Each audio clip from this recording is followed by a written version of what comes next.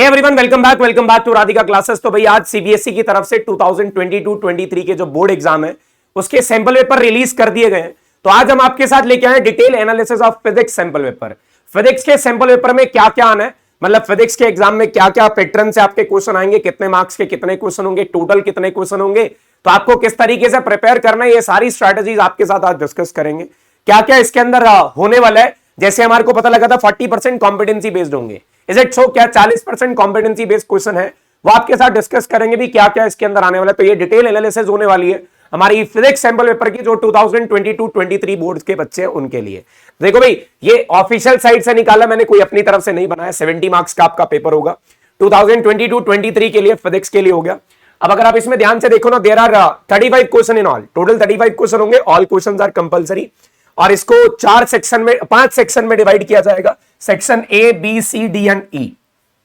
और सेक्शन ए के अंदर 18 एमसीक्यू होंगे 1 मार्क के।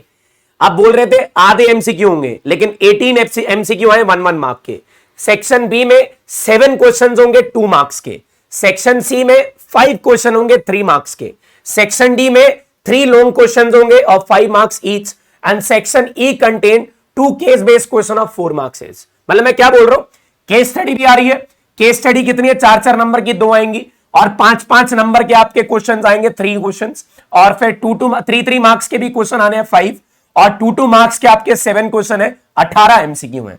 एक बार इसका डिटेल एनालिसिस करते हैं। फिर बोल रहा हूं हर एक क्वेश्चन आपका कंपलसरी है, कोई इसके अंदर आपको क्वेश्चंस में चॉइस नहीं है, इंटरनल चॉइसेस हैं और सारे क्वेश्चन कंपलसरी है। कैलकुलेटर आपको अलाउड नहीं है। 3 घंटे का आपका एग्जाम होने वाला है, ठीक है। तो देखो पहले एमसीक्यू आ रहे हैं, ये भी एमसीक्यू, अगले एमसीक्यू, तीसरा भी एमसीक्यू हो गया।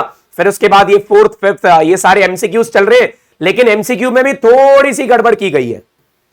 अभी तक सारे एमसीक्यू चल रहे हैं बढ़िया तरीके से, सारे एमसीक्यू हैं, लेकिन अब 18 एमसीक्यू है। सिर्फ अटकलें लगाई जा रही थी, सोचा जा रहा था अभी ज्यादा आएंगे। एसर्शन रीजन भी ऐड है इसके अंदर।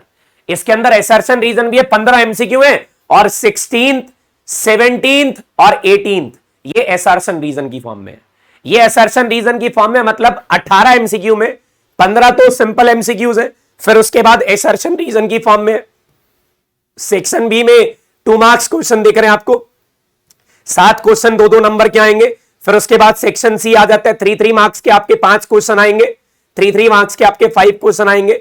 फिर उसके बाद सेक्शन डी आ जाता है, 5-5 मार्क्स के क्वेश्चन आएंगे। यहां एक्सपेक्टेड है भी आपकी डेरिवेशन आ सकती है, यहां एक्सपेक्टेड है डेरिवेशन आ सकती है। देखो किरचॉफ लॉ दिख रहा है आपको, फिर उसके बाद सेल्स इन सीरीज दिख रहे हैं, ड्रिफ्ट वेलोसिटी दिख रहा है आपको, शेल के लिए डेरिवेशन दिख रही है। और शेल की डेरिवेशन जहां तक पूरी उम्मीद है आने वाली है इस बार, क्योंकि इसी बार सिलेबस में ऐड हुई है। फिर इंटेंसिटी डिस्ट्रीब्यूशन कर्व है। तो मतलब चीजें आसान है, मुश्किल नहीं कर दी है। थ्योरेटिकल बेस्ड है, अच्छा किया। थ्योरी भी होनी चाहिए और एमसीक्यू फॉर्म में भी होना चाहिए।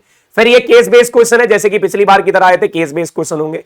तो 2 केस बेस्ड क्वेश्चन होंगे और उसके बाद आपके टोटल 35 क्वेश्चन बन जाएंगे 70 मार्क्स के लिए।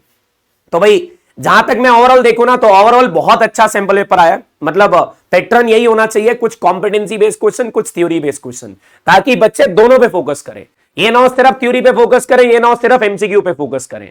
अब भाई साहब तैयारी शुरू कर दो। मतलब you have to do derivation, you have to complete MCQs, you have to complete everything to get good marks. 70 number लेने हैं, 70 में से 65 प्लस लेने हैं, तो एमसीक्यू भी करो, असर्शन रीजन भी करो। मैं तो सिंपल से एक बात बोलूंगा, कॉम्पिटेंसी बेस्ड आपको यह सिखाता है भी अपने कंसेप्ट क्लियर करो। याद करोगे चीजें तो कुछ डेरिवेशंस कर पाओगे और बाकी सारी दिक्कत होने वाली है, क्योंकि कॉम्पिटेंसी बेस्ड तभी हो पाएंगे क्वेश्चंस जब आपके कंसेप्ट बहुत अच्छे से क्लियर है। तो कंसेप्ट क्लियरिटी कैसे होगी? वीडियोस लगाओ, सारे लेक्चर्स यहां पे अपलोडेड, ऑलरेडी अपलोड किए थे लास्ट लेक्चर। अब बच्चे ये पूछते हैं सर क्या इसमें डिलीटेड सिलेबस है? यार जो एक आधा टॉपिक पेंडिंग होगा, वैसे तो ऑलमोस्ट सब कवर है, जो एक आधा टॉपिक पेंडिंग होगा वो आपको करा दिया जाएगा।